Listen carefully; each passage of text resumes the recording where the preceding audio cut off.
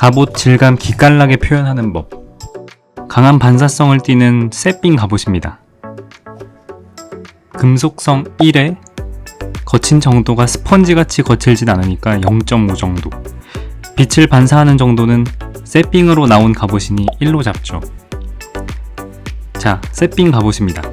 금속성이 1이니 주변 모든 물체를 반사할 거예요. 직접 그려주는 것이 더 좋겠지만 효과는 비슷할 테니 사진으로 주변 환경을 담아줄게요. 여기서 중요한 점은 형태에 맞게 넣어줘야 한다는 것이에요. 네, 갑옷 헬멧은 둥근 물체예요. 면이 한 방향을 바라보고 있지 않겠죠? 아랫면은 더 많은 땅을 반사할 거고 윗면은 더 많은 하늘을 반사하게 될 거예요. 이런 부분의 경우는 돌아가는 면이기 때문에 많은 정보를 함축적으로 담고 있겠죠. 사진이 형태에 맞게 들어갔다면 다음은 하이라이트를 넣을 차례예요. 하이라이트는 광원에 가까운 면이 아닌 빛이 튕겨 나왔을 때 우리 눈과 각도가 일치하는 면에 생겨요. 빛이 어디에 있는지 상상해 놓으면 각도에 맞게 하이라이트를 올려주면 되겠죠. 거울로 만든 갑옷이라면 이렇게 끝내도 되겠지만 우리는 갑옷을 만들고 싶기 때문에 원래 색인 회색이 비쳐 나올 거예요. 이는 프레넬 효과를 이용해서 넣어주면 좋겠죠?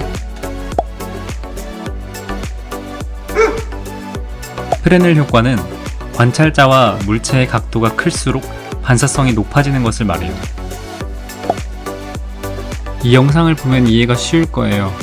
각도가 작을 땐 아래 장판의 고유색이 잘 보이고 각도를 넓혔더니 반대편 흰 벽이 보이죠? 이것이 프레넬 효과예요. 우리 눈과 각도가 비슷한 곳은 갑옷의 고유색인 회색을 조금 더 많이 발라주고 멀리 갈수록 조금 더 회색을 덜 발라주면 되겠죠? 그리고 거울처럼 모든 것을 반사하는 물체는 명암이 생기지 않지만 이런 갑옷 같은 경우는 반사성이 거울보다는 뛰어나지 않기 때문에 명암을 확실하게 눌러줘야 해요. 그럼 잠시 작업 장면을 같이 보실까요?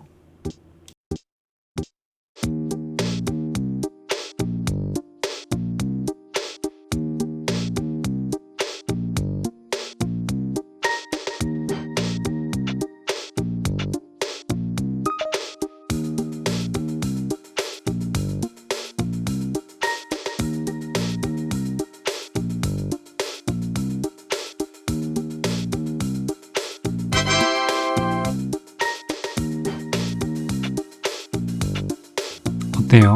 그렇게 어렵지 않죠? 오늘 영상은 여기까지입니다. 혹시 궁금한 점이 있으시면 댓글로 남겨주세요. 다음 영상에서 다뤄보도록 하겠습니다. 그럼 즐거운 그림 되시고요. 다음 시간에 봐요.